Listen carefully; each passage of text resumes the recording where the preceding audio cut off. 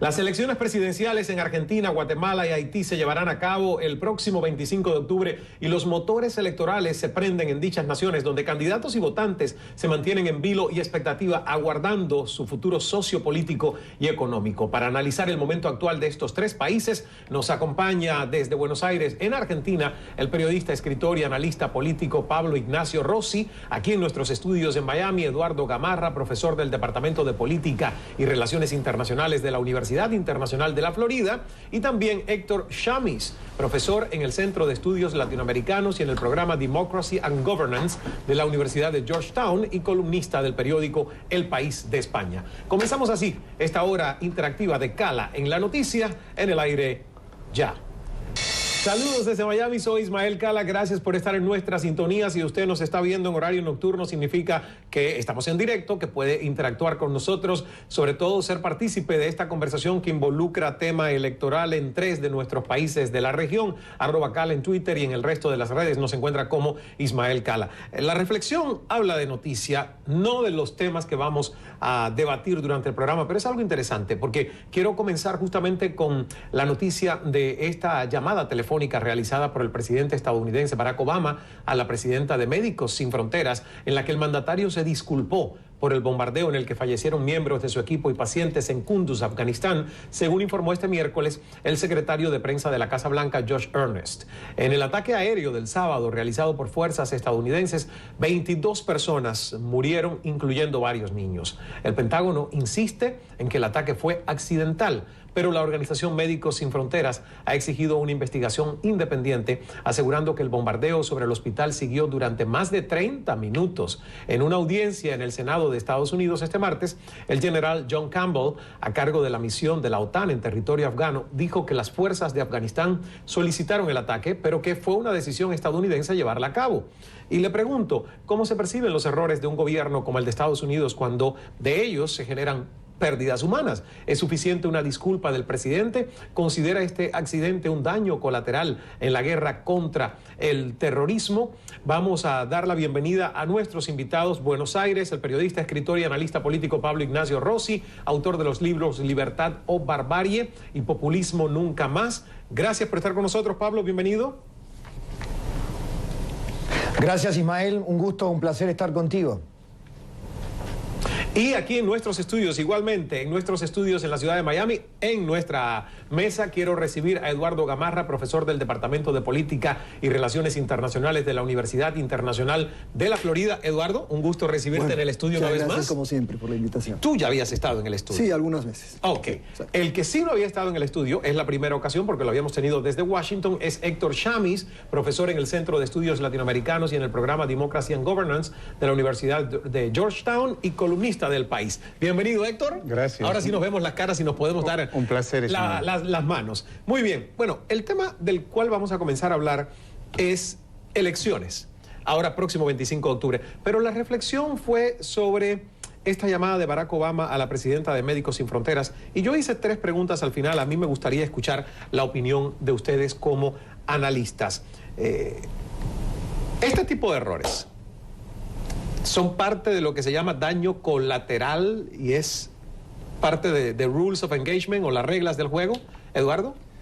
Bueno, mira, este es un tema muy complicado y especialmente para esta administración, en parte porque no solo es una discusión sobre si fue un error o no fue un error, pero también tiene que ver con toda la estrategia de retirada que tiene el ejército norteamericano y todas las fuerzas armadas de Afganistán. O sea, muchos analistas, inclusive analistas militares, piensan que si no se hubiese dado esta retirada, si hubieran tenido una presencia más fuerte ahí, que el error no se hubiese cometido. Sin embargo, creo que en un conflicto como el que se da en esa zona del mundo, este tipo de errores, primero, este no es el primero y probablemente, lamentablemente, no va a ser el último. Héctor. Yo me iba a referir al tema de la fragmentación del Medio Oriente, a la desaparición de estados virtualmente. Siria no tiene estado, Irak no tiene estado, propiamente dicho. Una entidad que controla el territorio, la frontera, que cobra impuestos, que se ocupa del orden y de la ley. Y en ese contexto, estos daños colaterales son más probables de ocurrir. Entonces... ¿Basta con la llamada del presidente para ofrecer disculpas? Bueno, es un gesto que no es menor, porque rara vez sucede. Claro, es cierto. Eso hay que decirlo. Sí. Pero claro, disculpas en este tipo de errores, exacto, son extrañas, pero bueno. Pero quería no pasar por alto este tema y escuchar la opinión de ustedes, porque sin dudas es particular. No siempre uno escucha la llamada del presidente de Estados Unidos a, sobre todo, Médicos Sin Fronteras diciendo, nos disculpamos, fue un accidente. Pablo Ignacio, vamos a Buenos Aires, porque estamos hablando de elecciones. ¿Cómo se vive el día a día en Argentina? Pocos menos de... ya, va a ser el 25, o sea que faltan menos de 3 semanas para la primera vuelta de las presidenciales.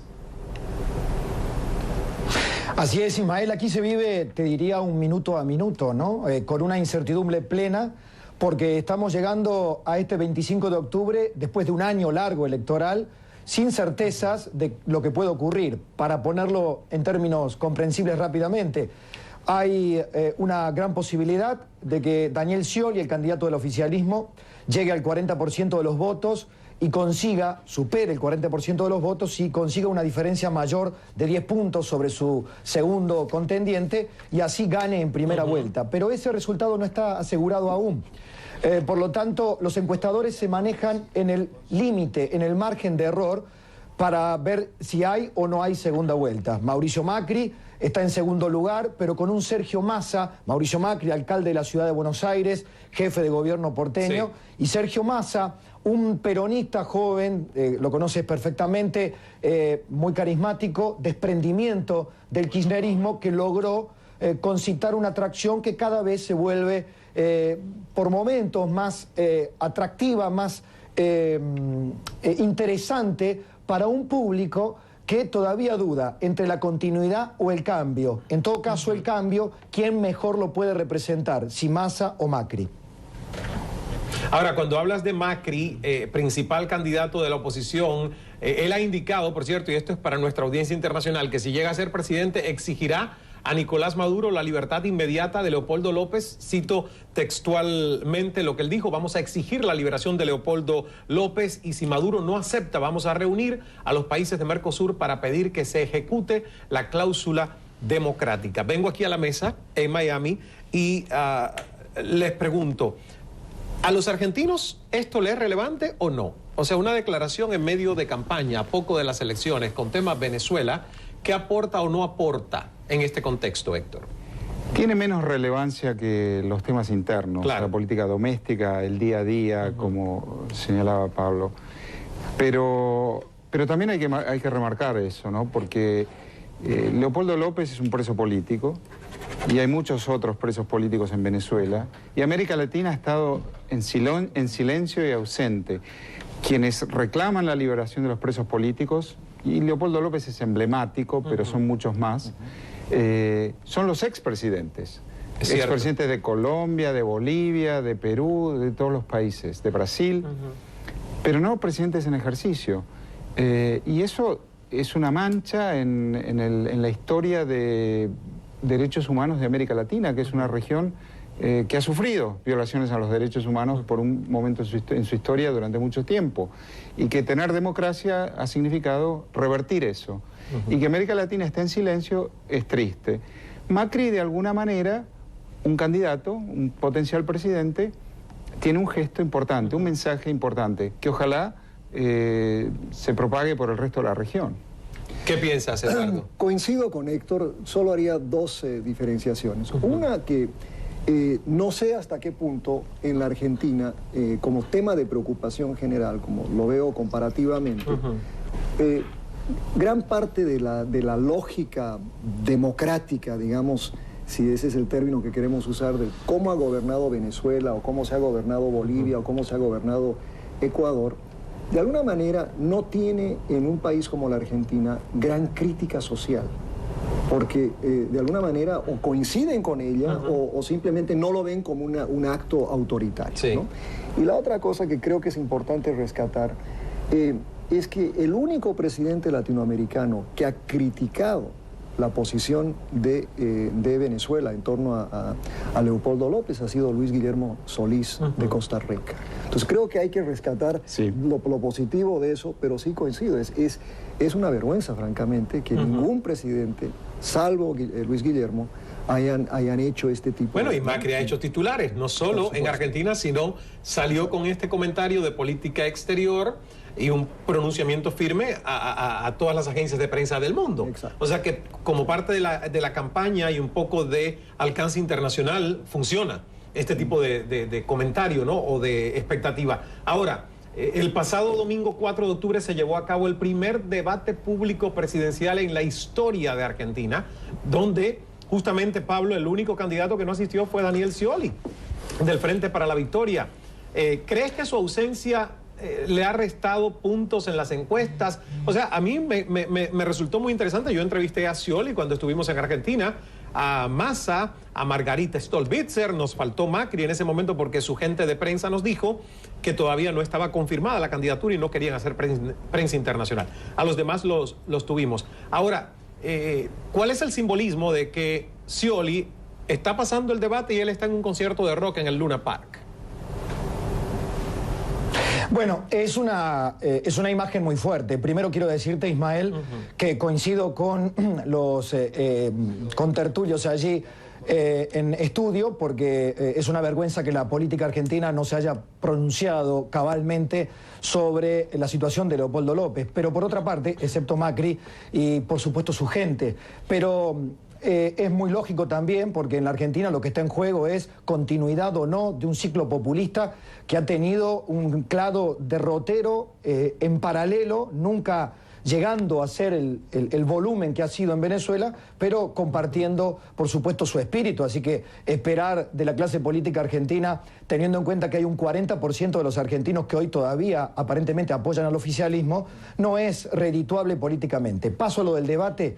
Primer debate en nuestra historia. Solamente República Dominicana y nosotros no teníamos un elemento que ya a esta altura en todo el continente se valora como un bien público, una obligación de los políticos en brindar y dar respuestas. El hecho que no haya ido Scioli, primero confirma que Scioli se está cristinizando, si se permite el neologismo, se está kirchnerizando. Scioli captaba la atención de un sector independiente por parecer una manera de continuar este ciclo político, pero con otro talante, con otros modos. Sin embargo, en lo que está mostrando en esta última etapa de la campaña, es, desde mi punto de vista, la fe de los conversos.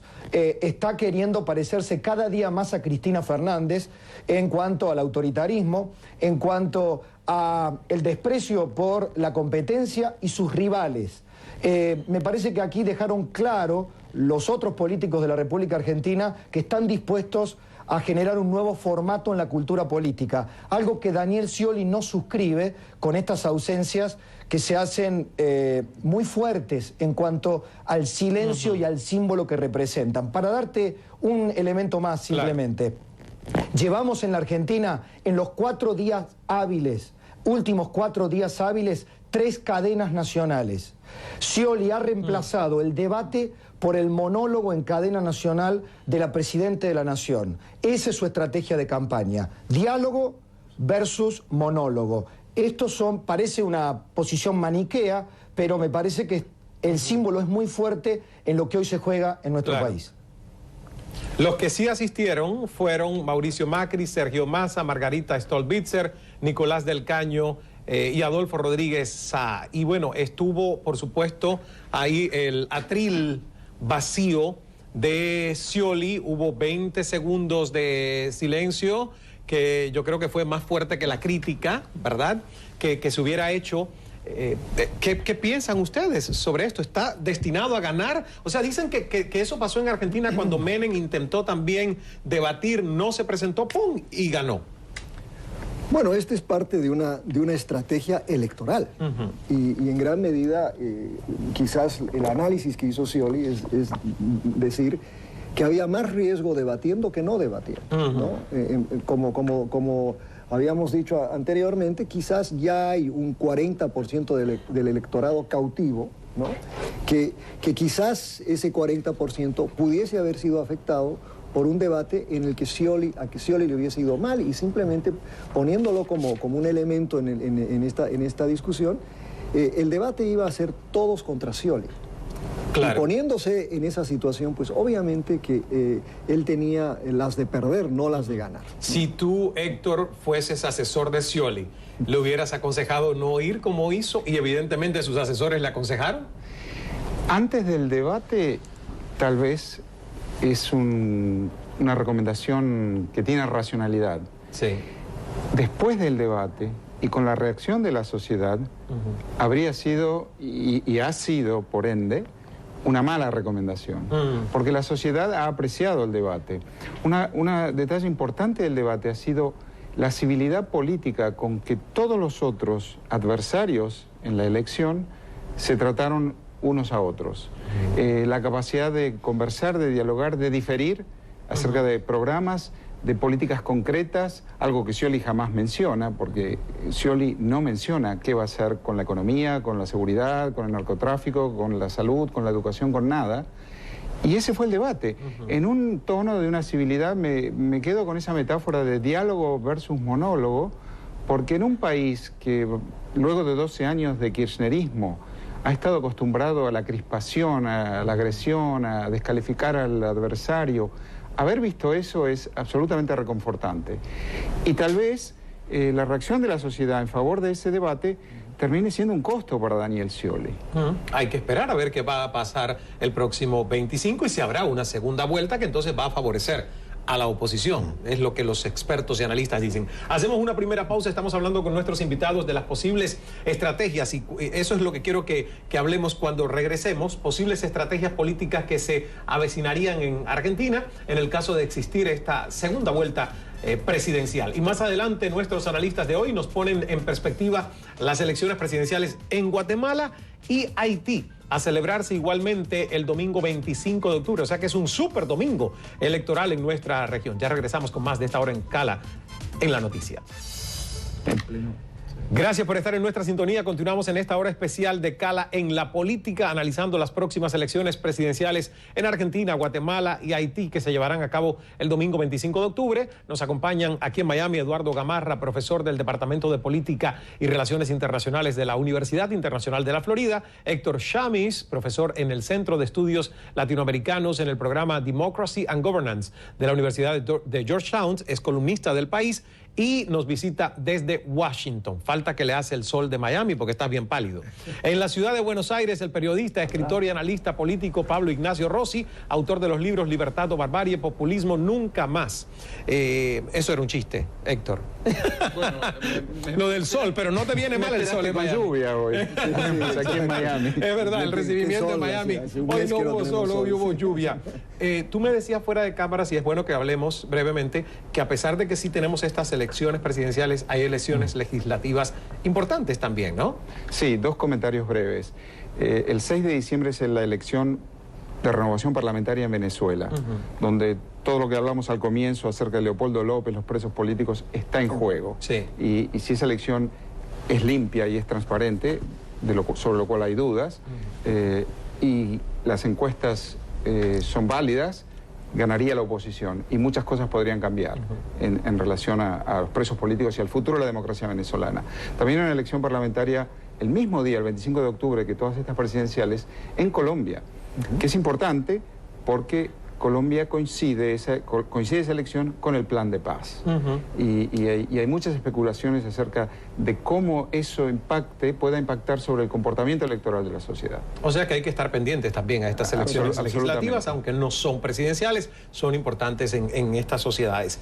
Pablo, regreso contigo a Buenos Aires porque quiero que me digas cómo funcionó el tema del debate. O sea, cuando se le programa un debate presidencial, fútbol, en un país como Argentina, la intención es que mucha gente ni siquiera se entere de que el debate exista. Pero yo leí que en los ratings el debate le ganó al fútbol, ¿correcto? Cuéntame. Estuvo muy parejo, ¿no? Estuvo muy parejo el debate y el fútbol. Pero no le ganó. Ismael, créeme que aquí... No le ganó, pero por muy poco. Pero para nosotros, digo, para quienes abrevábamos con el debate, sí, o éramos hinchas del debate, fanáticos del debate, decíamos, se esperaba menos. Incluso colegas, se discutió mucho en la prensa argentina si valía la pena o no valía la pena el debate. El debate llegó con forceps, se logró después de mucho trabajo.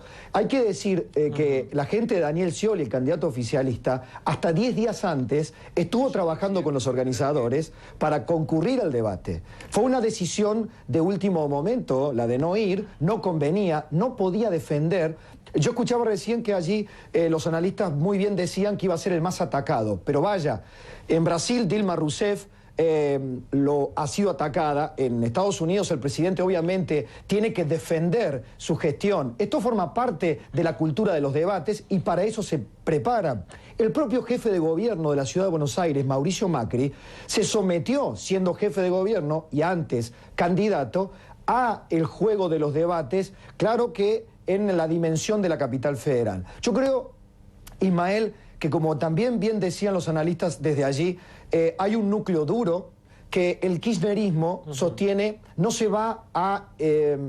no va a mutar, no se va a modificar el apoyo a Daniel Scioli. Pero sí hay muchos encuestadores que están planteando hoy que el público independiente, ese que le puede ayudar a Daniel Scioli a perforar el techo de los 40 puntos, ha visto con fastidio que quien se decía una cara diferente del peronismo, del kirchnerismo, una cara del diálogo, justamente le diera el faltazo a la gran oportunidad histórica. Quedará en la historia, aunque Scioli gane la presidencia, que faltó al debate presidencial, al primer debate presidencial de la historia.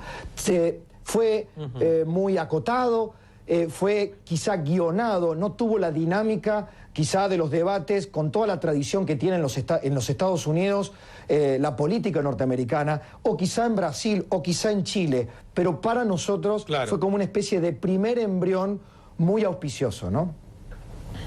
Bueno, aquí nuestros invitados en la mesa estaban en comerciales haciendo un debate que yo les pedí que se detuviera porque me parecía súper interesante que la audiencia también lo comparta. Y es que Eduardo me recordó que, bueno, fue asesor de Leonel Fernández, presidente de República Dominicana, y en su momento también Eduardo asesoró a Leonel Fernández no asistir a un debate.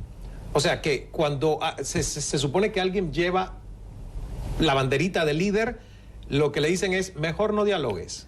Bueno, pero el contexto también es importante. Es decir, en República Dominicana Fernández había hecho un muy buen gobierno, tenía los indicadores económicos completamente favorables, había un sentimiento generalizado muy favorable al gobierno y había una oposición que era pues muy dura y con unos ataques que francamente eran pues muy cuestionables desde la óptica de un debate democrático. O sea, es un contexto diferente, pero yo poniéndome esa camiseta y viendo lo que sucedió en la Argentina, especialmente con un gobierno que, si bien le ha ido en los últimos días mal, ¿no? En general, en la Argentina ha sido un gobierno visto bastante bien, ¿no? Un gobierno que ha sido exitoso, que tiene 2 reelecciones, que ha tenido mucha continuidad y que tiene, como decía bien nuestro amigo en Buenos Aires, tiene un elemento grande del electorado cautivo. Lo que le toca a Scioli es ganarse a esos independientes, que puede haberlos perdido, pero la apuesta era ganarse unos cuantos independientes o perder la base peronista. ¿Qué debatían ustedes, Héctor? No, debatíamos también que el caso de Leonel Fernández, él era presidente en ejercicio. Scioli es oficialista, pero no presidente en ejercicio. Scioli también tiene que demostrar.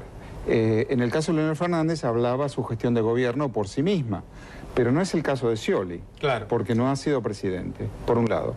Por el otro lado, sí, la imagen es aquel debate entre Menem y Angelós en 1989, al cual Menem no concurrió y ganó. Sí. El contexto es totalmente diferente, era una elección entre dos. El otro candidato, Angelós, representaba al partido oficialista que estaba gobernando durante la hiperinflación. Menem no podía perder, no tenía nada que decir, salvo que recordar la tremenda situación económica que pasaba el país en hiperinflación. Es otro contexto diferente y tal vez veremos lo que pasa el 25, claro, pero se va a hablar de este debate si llega a haber segunda vuelta. Si llega a haber segunda vuelta presidencial que se efectuaría el domingo 22 de noviembre, Pablo, corrígeme, ¿cómo se visualizan las posibles alianzas para ganarle al oficialismo en caso de que este escenario sea el que se produzca?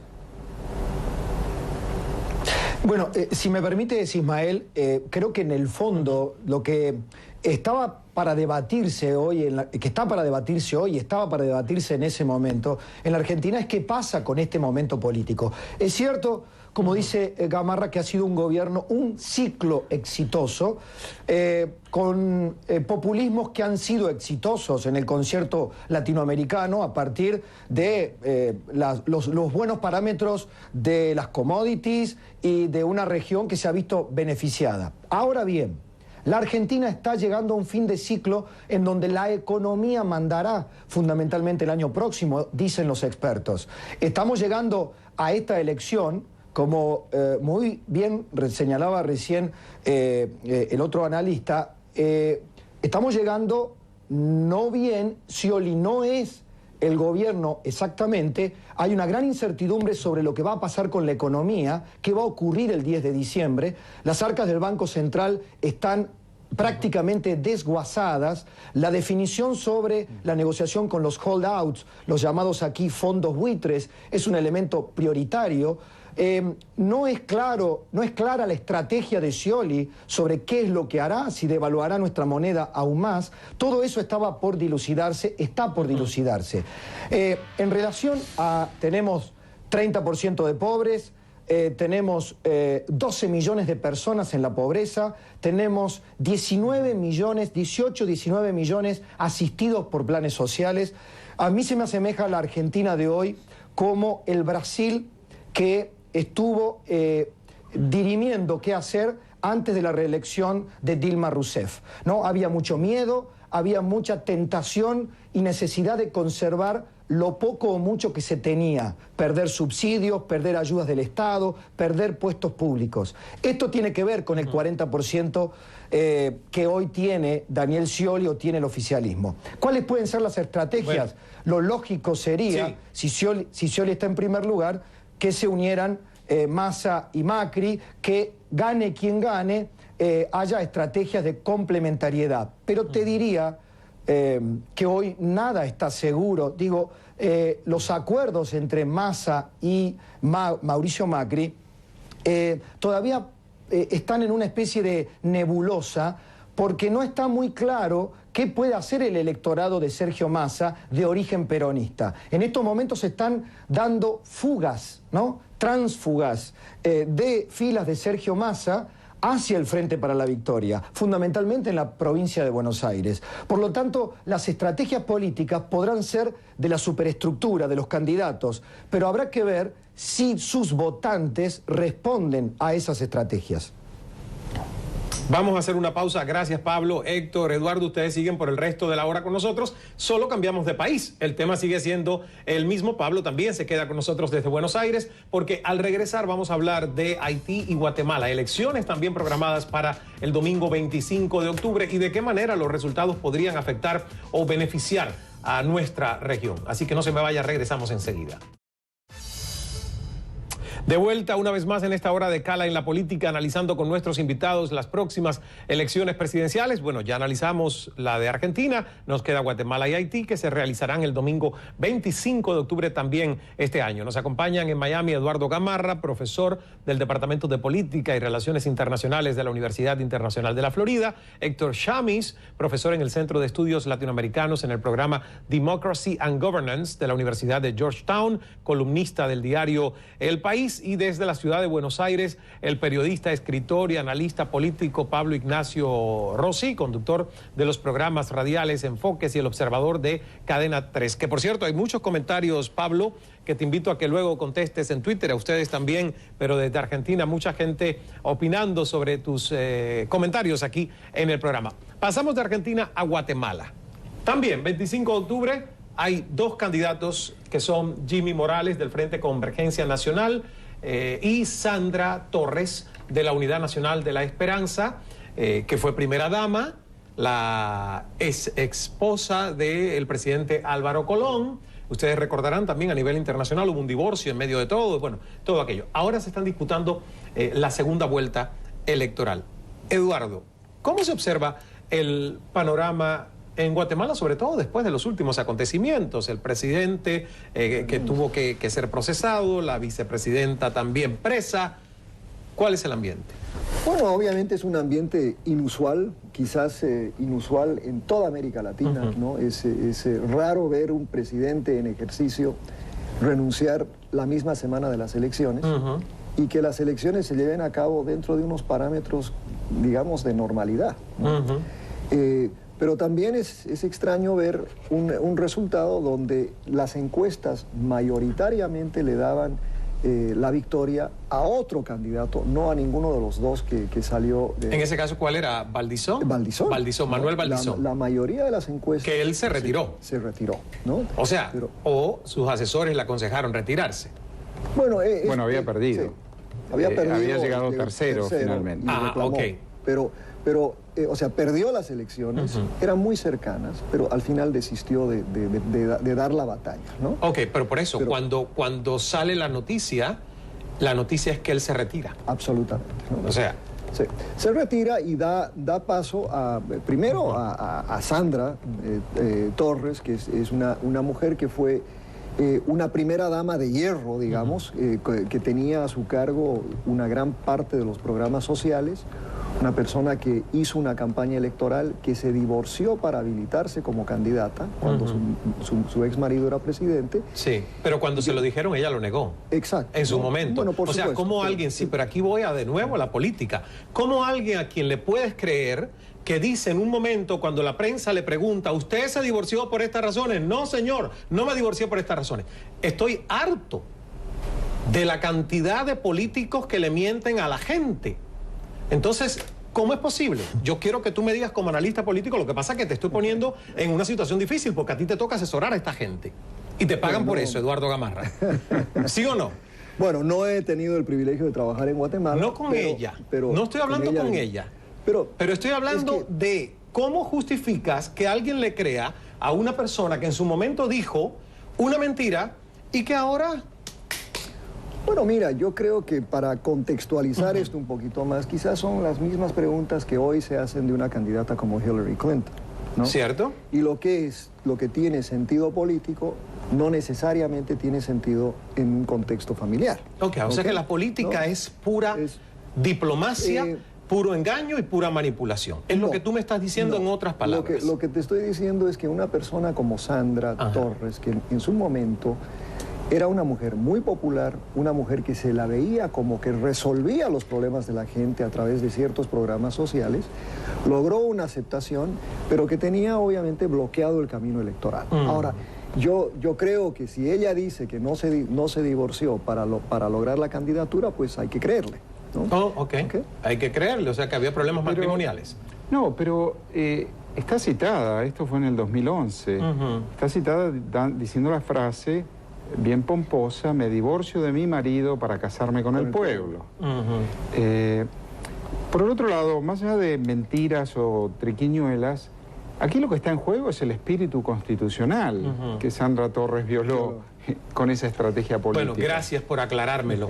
Gracias, porque a veces soy yo el que pienso porque la Constitución, estoy en Marte. La Constitución prohíbe a familiares inmediatos y cónyuges competir por la presidencia. Así fue como la solución a ese impedimento constitucional fue el divorcio. Lo que está, no se viola la letra constitucional, se viola el espíritu, que es casi tan grave como violar la letra. Para mí se viola la congruencia. Y la credibilidad. Y la credibilidad de alguien. Roxana Baldetti, vicepresidenta de Guatemala, en su momento, cuando vino a la primera entrevista a la que concedimos en este programa, y que lo recuerda la gente y lo puede buscar en Google, nunca llegó a tiempo esta entrevista. 15 minutos antes nuestra producción la llamó. Ella dijo que no sabía que era en vivo el programa. Yo tuve que poner un tuit para decir, la señora vicepresidenta de Guatemala no alcanza a llegar en vivo, retransmitiremos el programa de Carolina Herrera. Y esa señora tuvo la osadía de poner un tuit y decir, estoy aquí en CNN con Cala, nadie llegó tarde, estamos reprogramando la entrevista. Si tú mientes con una cosa como esa, con un simple tuit por no llegar a una entrevista, ¿qué puedes hacerle al pueblo al que vas a representar? Bueno, ahí está el destino. Sí, y además lo de Guatemala es importante, porque en Guatemala hubo virtualmente una revolución cívica de la sociedad sin necesariamente una pertenencia partidaria, salió a la calle en contra de la corrupción. Lo que ocurrió en Guatemala fue mirado muy de cerca por todo el mundo. Guatemala estuvo en las primeras planas de todos los periódicos internacionales, precisamente porque la sociedad organiza una manifestación pacífica contra la corrupción, obliga a un presidente en ejercicio a renunciar, y no solamente eso, Ismael, ese presidente, media hora más tarde, media hora después de su renuncia, estaba frente a un juez, y hoy está preso. Entonces, en una Latinoamérica con tanta corrupción... Pero déjame hacer... Yo tengo, bueno, un comentario de Eduardo y luego tengo que darle la palabra a Pablo, que está silenciosamente, de manera muy obediente, sin abrir su boca. A ver, Eduardo. Mira, el caso guatemalteco es muy importante desde el punto de vista de la movilización de la sociedad civil, completamente de acuerdo. Pero también es importante ver el papel que jugó la comunidad internacional en este sentido. Y también creo que es importante hacer otra comparación más amplia. ¿Por qué, por ejemplo, en países donde también hay mucha corrupción, vemos el caso, por ejemplo, de Dilma Rousseff en Brasil, del mismo Lula, o la corrupción que existe en una Venezuela, o en Ecuador, o en Bolivia, ¿no? Donde se saben cuál es la magnitud de la corrupción y esos gobiernos no caen. Uno es porque no hay una movilización de la sociedad civil, pero tampoco esos gobiernos permiten una presencia internacional que logre este tipo de movilización. Pablo, desde Buenos Aires, ¿cómo ven ustedes esta elección en Guatemala? Porque obviamente esto ha trascendido al mundo. Si no hubiera pasado lo de todo el proceso de la vicepresidenta, luego del presidente, a lo mejor sería una elección que no trasciende fronteras, pero lo es. ¿Cómo lo ves tú? Ay, querido Ismael, cuando los escuchaba hablar sobre la mentira y sobre la corrupción, son dos palabras que nos conectan a los argentinos con Latinoamérica. En mi visión, está claro, creo que quien me escuche en dos minutos se dará cuenta que tengo una visión muy crítica sobre la actual circunstancia de nuestro país y su gobierno. Pero es que la Argentina vive hoy en una mirada ombliguística, nos estamos mirando el ombligo permanentemente. Aunque te parezca mentira, a los periodistas a veces nos cuesta armar en nuestros propios espacios una mirada internacional, porque la Argentina nos consume en el día a día, en su coyuntura, en su ombliguismo, casi todo nuestro tiempo.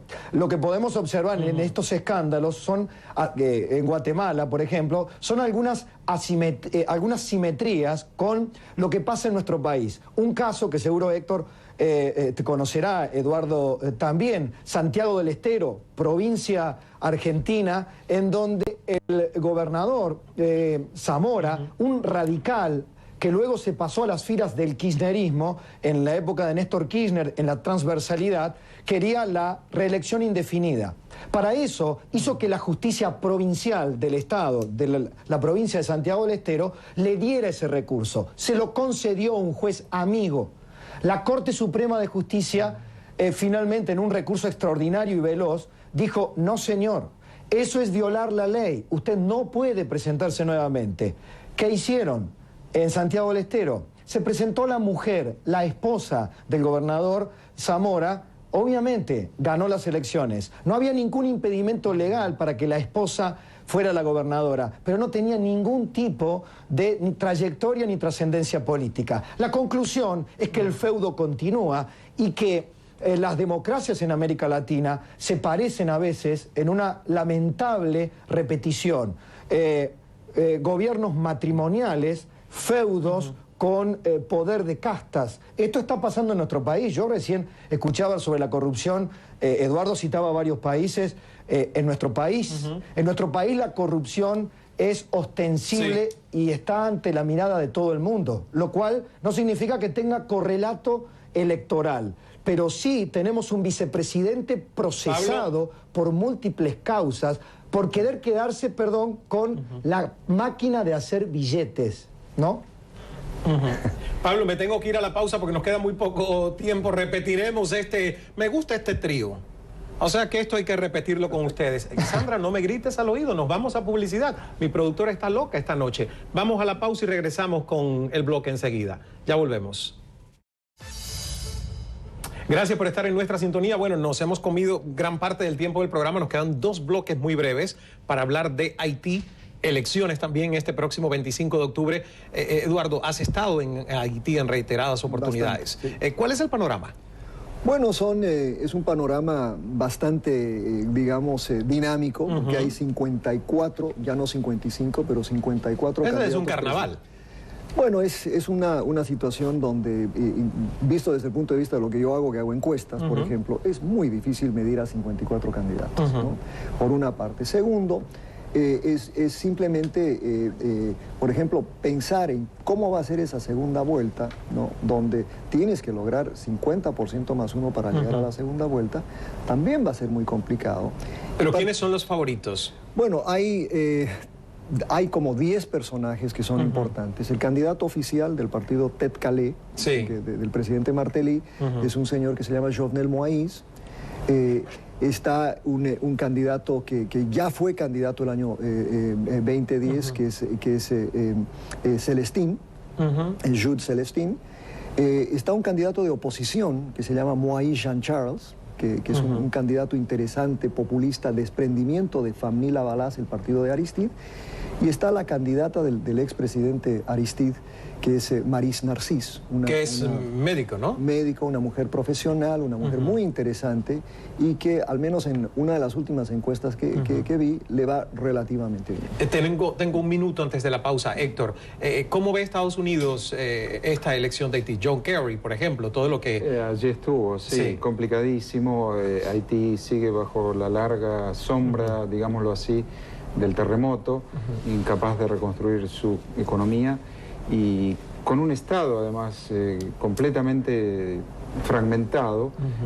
Una de las cosas, una de las paradojas de la situación de Haití es que las ONG que ayudan y que concurren a Haití y que están en Haití colaborando en la reconstrucción absorben los mejores recursos humanos y eso perpetúa un Estado fragmentado, débil, ineficiente, que a su vez hace más difícil precisamente la reconstrucción necesaria de la economía y de la sociedad. Un punto final, en América Latina estudiamos la fragmentación de los sistemas políticos que se han fragmentado en todos los países, en casi todos los países. Una constante de las democracias de América Latina es la fragmentación del sistema político. Bueno, Haití es el caso extremo verdaderamente. Vamos a la última pausa, regresamos con el final. Piénsense una reflexión muy breve que nos sea útil a nosotros como electores, ¿verdad?, ante procesos electorales como estos que analizamos hoy. Volvemos enseguida. Me queda menos de un minuto. Pablo Ignacio Rossi, Buenos Aires. Dame 15 segundos de una reflexión final. Te lo pondría en 2 figuras. La Argentina se debate, Ismael, entre continuar con un populismo autoritario con altas dosis de corrupción y aislando al país del mundo, o una república con dosis de decencia y convivencia política. Gracias. Eduardo Gamarra. El proceso en Haití es complejo, pero como dice el secretario Kerry, sin elecciones, lo que se viene en Haití a futuro es peor. Héctor, 10 segundos. Sin elecciones no hay democracia, pero sin una vitalidad institucional que hemos perdido en América Latina, tampoco hay democracia. El secreto del buen hablar es saber escuchar. Hasta la próxima. Gracias, caballeros, a los 3 por estar con nosotros. Y a ustedes.